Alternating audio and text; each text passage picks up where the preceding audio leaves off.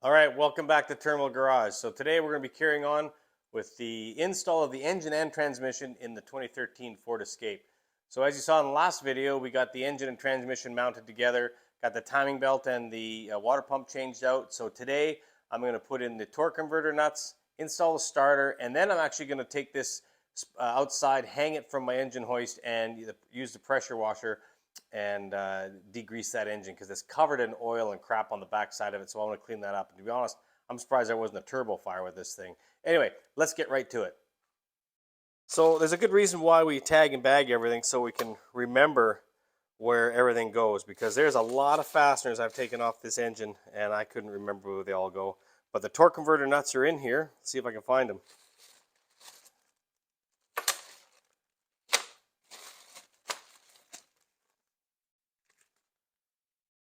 Torque converter nuts, there you go. Let's put these in. Okay, wanted you to see, this is the starter hole. Let's see if I get my phone in here. There, you can easily see the stud from the torque converter going through the flywheel. So it's way easier to put in when it's not in the car.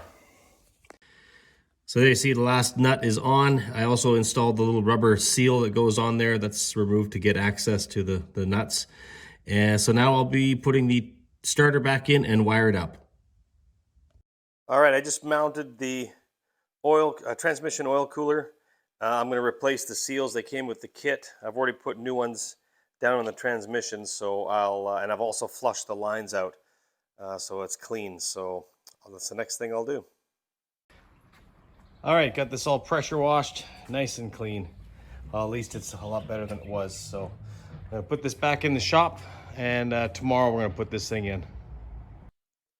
Okay, so I've slid the engine up underneath the car. I jacked it up a little bit, slid it under, lowered it back down onto the jack stands. The only other thing I had to do was bolt the transmission, or the mounting bracket. There's a bolt here that actually holds up this whole end of the engine. And I had to find that bracket where I had it. But yeah, so that's bolted on.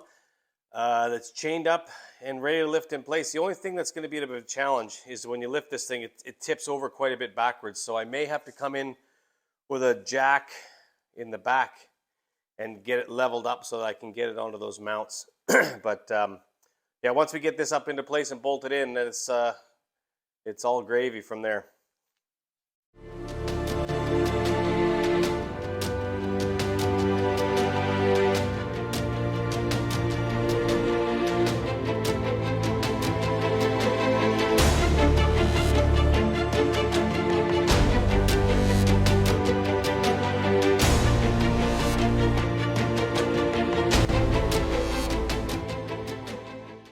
Okay, so that's got the engine in.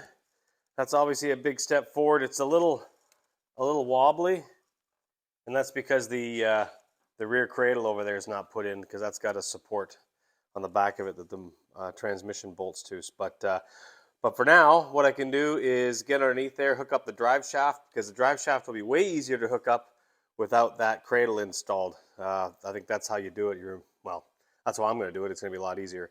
And yeah, then it's just a matter of starting to hook up all these wires and hoses and yeah, see if we can get it running. Okay, thought I should probably do a little update. So as you can see, the wiring is all going back in.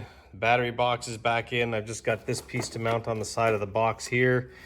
Loosen up or tighten up a few of the wires here. There's still one hose. I haven't figured out where it goes yet. I haven't spent a lot of time figuring it out. Where the hell, this one. I don't know where that one goes. I'll figure that out soon, I suppose I better. And then I guess probably I got the drive shaft in.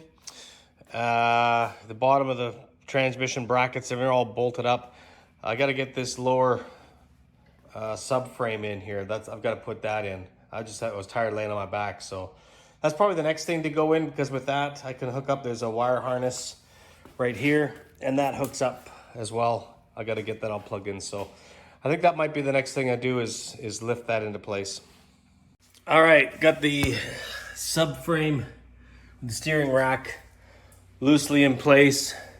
Fed the wires up through here. The important thing, of course, is don't move that steering rack within reason anyway, because you've got to, can't really see it, but yeah, you got to connect that steering shaft up to it. Don't want to wreck your clock spring. So the next thing I'm gonna do is throw in the drive shafts. Okay, time to get some oil in here. So Mercon LV is what you need to put in this thing. I've already got 3 liters in it. It's supposed to hold 8.5 liters. I'm gonna throw about 6 in there. I don't wanna overfill it because it's gonna take a bit to fill all those channels in there, fill the torque converter. So when I do start this thing, I'm gonna have 6 liters in there, run it for a few seconds, shut it off, and then I'm gonna put the other 2 liters in.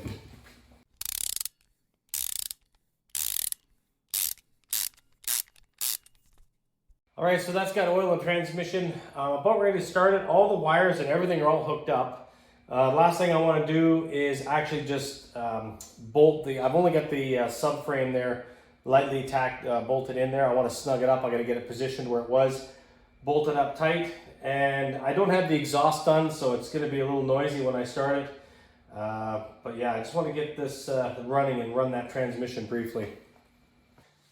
Let's hook up this negative battery terminal and see if this thing will start. Basically, I've got the suspension, the lower cradle, I should say, bolted up tight. The axles are in. I still got to tighten up the lower ball joints and everything, but I want to start this thing because if there's a problem and I have to take this apart again, I don't want to do everything back up. So I'm at the point now where I can start it. There's no mass air sensor hooked up, so it's probably going to run pretty rough. But let's just see what happens.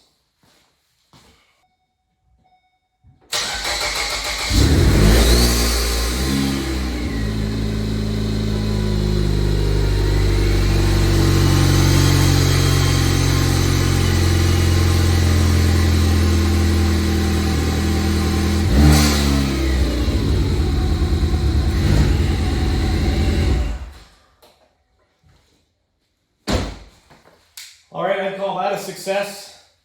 It definitely did not have that terrible whiny noise that it had before. But now that that's run, I'll add some more oil to the transmission. I'll start hooking up some more stuff with the intake plenum. Yeah, basically, and I gotta get some coolant in this thing. But I think what I'll do is I'll jack the back of the car up, put it into gear, and see if this thing will do anything. All right, let's see if this thing goes into gear.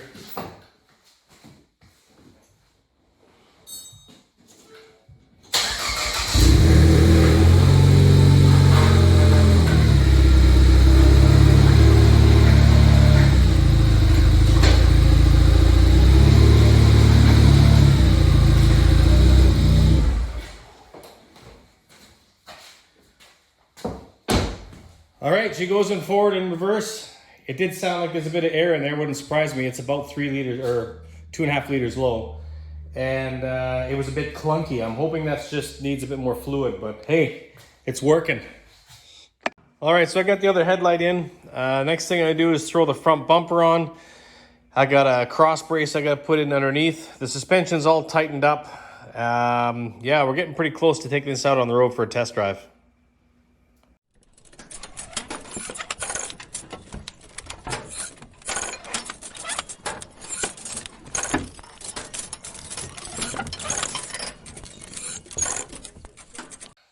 All right, that's got the bumper more or less on. There's still some stuff on the bottom to hook up and inside the wheel wells. But I've got to put these pieces on which go off the sort of the frame rail to the bottom rad support. I probably should have put these on before I put the bumper on. It's going to be a little tight for these 2 screws, but I can still get them. So that's the next step. I'll throw these in. Okay, underneath the car, the next thing I got to do, as you remember, I cut those studs off. I was hoping I could just pound these out, but there's no way. So I'm going to have to grind the back side of these off with my angle grinder right here. I should be able to get in there with that. It's going to be a little bit tight, but I'll grind this off flush and then I should be able to bang the stud through. Yeah. And then I'll just get some nuts and bolts. So that's the next step. Okay, got that ground off. Let's see if this will go through here. Uh-oh, that's not good.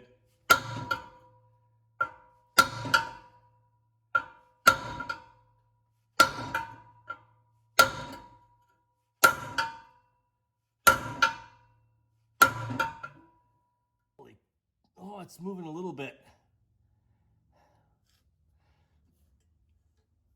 Yeah, it's coming.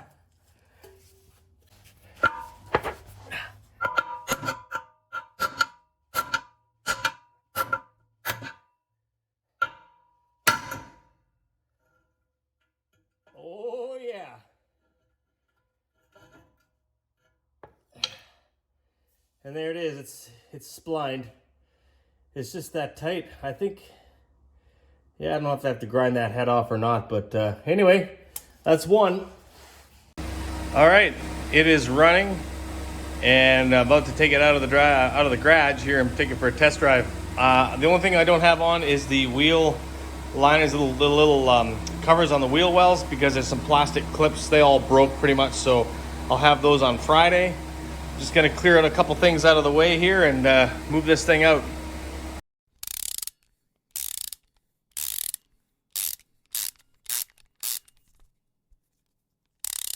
All right, those wipers are done.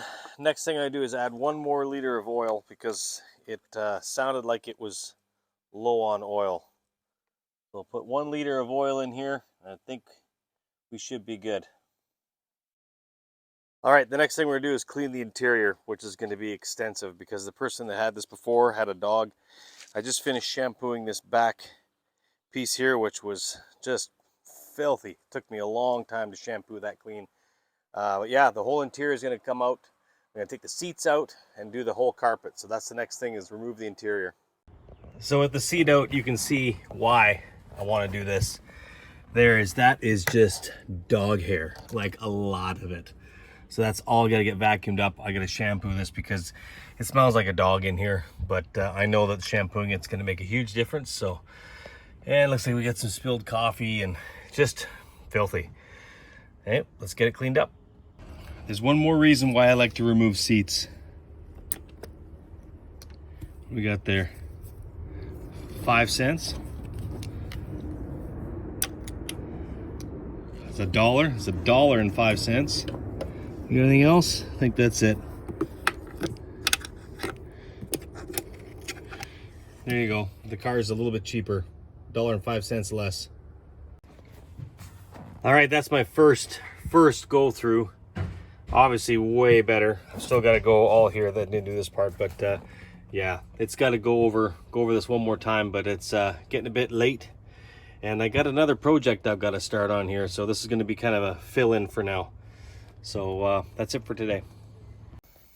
Carrying on, got the back seat out on this side, and it's just, these guys had kids too, not only a dog. There's Nerf bullets all over the place. Finding more money though, so that's cool. All right, as you can see, I've got the entire interior stripped apart. Let's put the driver's seat back in. It was filthy dirty. I still got to get this plastic here cleaned.